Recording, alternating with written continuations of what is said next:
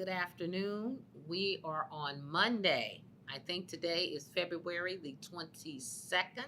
This is 2021. We are actually a week in. Last week, we did not have session because of the weather. I know many of you were snowed in as well. We thank God that we're away from those below zero temperatures and hope we never ever see them again. So the bills that I'm going to be talking about, this is some legislation that was not last week, but the week prior to. So I think it was the week of February the 8th. 2021. And so we're going to talk about some of those bills. Some of them may have been voted out already, but the week prior, I had a bill called Senate Bill 488. I filed this bill. This legislation establishes the Economic Distress Zone Fund. Money from this fund will support nonprofits working to deter crime in high crime areas. Also going to present this week, since we missed last week, the scrap metal bill, which is Senate Bill 318. Now, this bill is very huge for me because we know that a lot of people are stealing catalytic converters, and they are selling those catalytic converters. I think the average price is like $150. So this bill is to deter those crimes.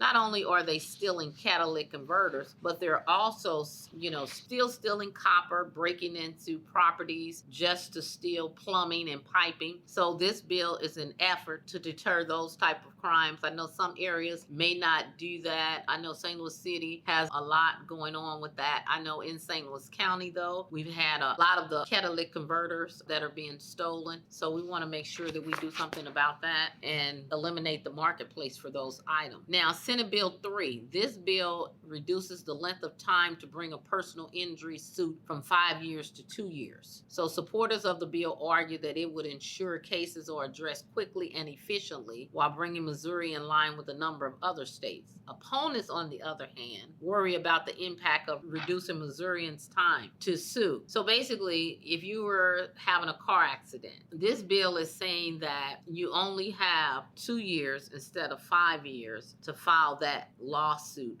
for that accident, or really affects personal injury. That bill was voted out of committee today. I voted no on that bill because we got a lot of proponents, and we got a lot of small business personal injury, things like that. And then it's a lot of things involved in trying to gather evidence to prove the case. So it was some circumstances in which they said the time could be extended, but I think it's a solution in search of a problem. We also have Senate Bill 171. This bill allows juries in certain circumstances to consider the role of third parties not part of a suit when determining fault. So say, for instance, you had an accident and you say the guardrail was at fault for the accident. And so you sue whoever, the state who owns the guardrail or the municipality who put the guardrail up. But they say, well, it's a third party over here that caused you to run into the guardrail. So they're saying, so this bill is trying to level the playing field in that instance. It was also voted out of committee today, but I voted a no on that bill because if you go online to senate.mo.gov and you click on hearings at the top and you go to the judiciary hearing, click on judiciary, and you can select that bill, you'll be able to see the testimony, the vote, and all of that for that hearing. So that was a crucial hearing, and so you got to be in there to hear the pros and the cons. So I did vote no on that bill coming out of committee. There is another Senate Concurrent Resolution 7, which urges support of state funding for North Central Missouri Regional Water Commission project to develop a long-term water resource reservoir for a 10-county area in North Central Missouri. So those that live in North Central Missouri, this might be relevant to where you stay. There was also a Senate Concurrent Resolution 3, which calls for Missouri to formally denounce the Missouri Supreme Court's 1852 decision, which denied Dred and Harriet Scott freedom from slavery. The court challenges involving the Scotts were later brought before the U.S. Supreme Court will go on to deny citizenship and its privileges to Black people across the country. Inflamed tension served as the contributing factor leading to the U.S. Civil War. It was quite fitting for this legislation to be heard during Black History Month. I think that every day is Black History,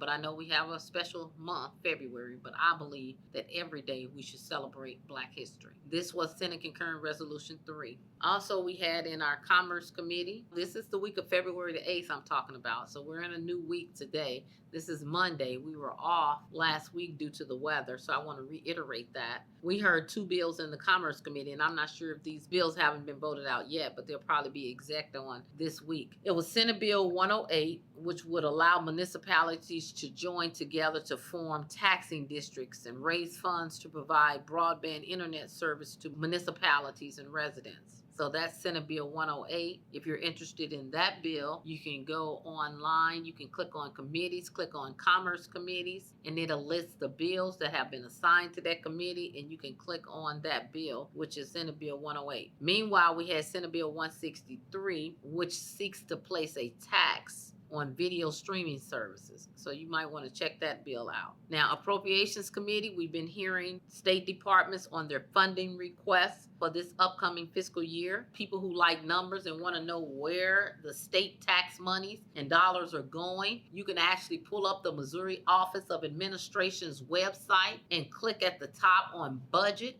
And when you get to the top of that budget, you can click on each state department and you can read all of that budget information. So far we've heard from the Department of Social Services, we've heard from the Department of Agriculture, we've heard from the Department of Revenue, we've also heard from the Department of Transportation and the State Tax Commission and the State Lottery. So that's what we've heard so far. I just want to say thank you for listening. I hope this has been informative. We want to make sure that you understand how state government impacts you locally. So thank you for tuning in. This is State Senator Karla May representing the 4th Senatorial District. I will see you next week.